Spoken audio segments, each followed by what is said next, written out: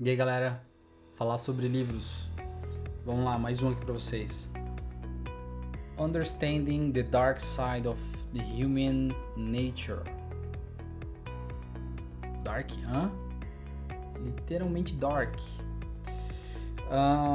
Esse livro é super interessante pelo seguinte. O primeiro ponto é que uma coisa que me ajudou bastante na questão de... Eu era muito tolerante, melhorei muito nessa questão.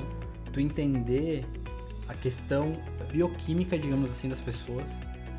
E entender que as pessoas são diferentes do ponto de vista até físico, biológico. Uma coisa que te afeta, por exemplo, a pandemia. O fato de ficar trabalhando de casa afetou algumas pessoas mais do que outras. A questão do barulho afeta algumas pessoas mais que outras. Acabou de sair, por exemplo, agora um seriado no HBO sobre essa questão de personalidade, que tem 16 tipos de personalidades. Eu nem sabia, fiz o teste, achei interessante. Então, tem pessoas que são mais extrovertidas, tem pessoas que são introvertidas, tem pessoas que têm uma ambição diferente, maior ou menor. Tudo influencia a questão da casa, ambiente, quantos irmãos tem, qual era a situação social que a pessoa cresceu, as pessoas que serviram de imagem para aquela pessoa. Enfim, as pessoas são diferentes. E daí, se tu for estudar os psicopatas, os casos de crime, tem um seriado bem interessante no Netflix sobre isso. Tem vários, né? Enfim. E esse livro é super interessante porque ele é bem elaborado, ele é um pouco longo. Deixa eu ver aqui se eu tenho 12 horas de livro.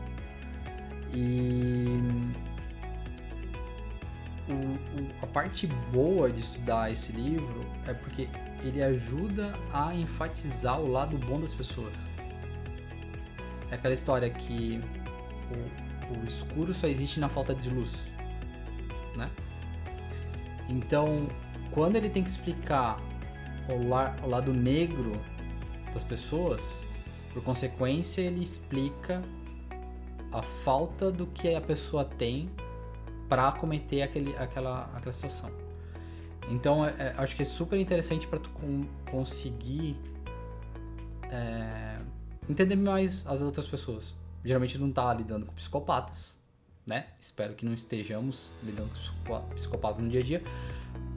Mas todos nós temos problemas em diferentes escalas, mas temos problemas.